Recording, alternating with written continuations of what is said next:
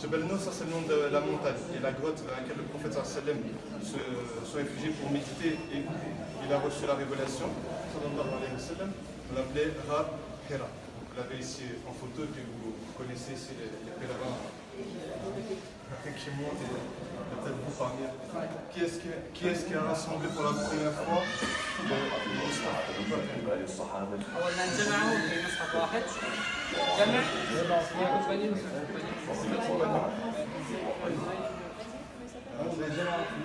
مشهور من الصحابة قبل عثمان هذا عثمان الجمع الثاني قبله لا قبل عثمان أبو بكر الصديق رضي الله عنه أول من جمع القرآن كاملا. طبعا كان في عهد النبي صلى الله عليه وسلم مكتوب لكن كان مكتوب على الجلود مثلا على الحجار على العظام كان متفرق فجمع أبو بكر في مصحف واحد. Effectivement, avant que Sayyidina Abu Bakr le rassemble dans un seul livre, il était écrit certes sur différents supports et il était écrit sur différents supports.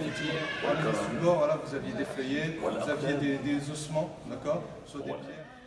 Vraiment là, on vous dit carrément, c'est vraiment à chaque début de ligne à l'encre d'or. C'est ça, hein? أول سطر وآخر سطر هي طبعا نسخة مصورة وإلا لبان فيها الذهب لو كانت un tafsir avec une interprétation du Coran. هذه النسخة من القرآن جعلت الأسطر فيه بالذهب. Donc ici, on vous dit tout simplement que ce sont les lignes qui sont faites à l'encre d'or dans ce. يعني تكريما للقرآن وتشريفا له. On nous dit que celui qui a composé, qui a écrit ce Coran, c'est un homme d'origine perse. Alors ce qu'il a de particulier effectivement dans ce Coran, c'est que vous avez différents, je ne sais pas si vous voyez ici différents degrés, oui. Et vous avez en fait dans différentes colonnes, premièrement, vous avez le Coran en tant que tel, mais après vous avez dans une colonne les mots du Coran tels qu'ils ont été prononcés dans différentes versions. Ça on pourra en parler après, parce qu'effectivement, par exemple, il nous a donné l'exemple de Surat al-Fatiha, on lit souvent Maliki Yawmiddin, et on peut le lire aussi pour certains, Maliki Yawmiddin. Petite colle, je vous demande justement quelle est... يتكلم عربي. حتى يفهم الكل.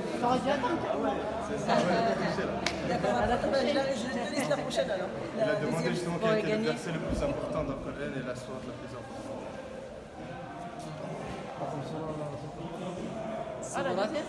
صورة أصغر من كذا. سورة نقرأ الفاتحة. Dans les saintes écritures précédentes, il n'y avait pas eu d'exemple de ce type. C'est-à-dire en fait ni dans la Bible, ni dans la Torah, l'Évangile, on a trouvé des traces de la Fatiha. أعظم آية الكرسي. طيب أنت كذا حصلتوا على التذكرة بالجواب حياكم الله. Donc voilà, bon, il vous salue, puis voilà, bon, il vous félicite, parce que vous avez trouvé effectivement les deux réponses. La plus importante des sourates, c'est sur le Fatiha, et la plus importante des versets coraniques, Ayat al-Kursi, qui se trouve dans Surat al-Baqarah, la sourate qui est juste après. C'est une massacre qui a été composée par des personnes qui nous ont précédés, même s'il y avait un homme justement qui l'a fait il y a tout juste 80 ans, c'était toujours des personnes qui nous ont précédés. Là, c'est une personne contemporaine, c'est la femme dont on a parlé tout à l'heure, moi c'est une pakistanaise qui l'a fait, qui l'a brodé, d'accord, entièrement, et qui est vraiment contemporaine, qui existe encore jusqu'aujourd'hui. Donc elle a commencé son œuvre à l'âge de 30 ans et elle l'a fini à l'âge de 63. Donc voilà. 63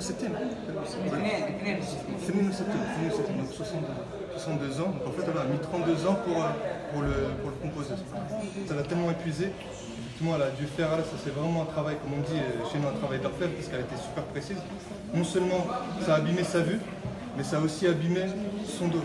Et du coup en fait quand elle est venue elle-même pour présenter son œuvre, elle est venue mais en fauteuil roulant. Donc ici, comme dit Cheikh, pour montrer la sincérité de l'œuvre de cette personne, c'est une œuvre qu'elle a fait qui est vraiment exemplaire. On aurait pu l'acheter voilà, à des millions de dollars tout simplement parce qu'elle a vraiment une valeur grandiose. Mais elle a dit non, cette œuvre-là, je l'ai faite vraiment pour Allah, de façon sincère. Et voilà pourquoi est-ce qu'elle l'a offert et vous l'avez là sous les yeux. chaque fois في كل مرة كانت تخيطه تكون على طهارة. Notre précision que nous donne Fares aussi, c'est quoi? C'est que de la même façon qu'on avait parlé pour certains auteurs là-bas, elle a choisi justement d'être toujours sur ses ablutions au moment où elle commençait son exercice, qu'elle commençait pardon son travail. طيب هذه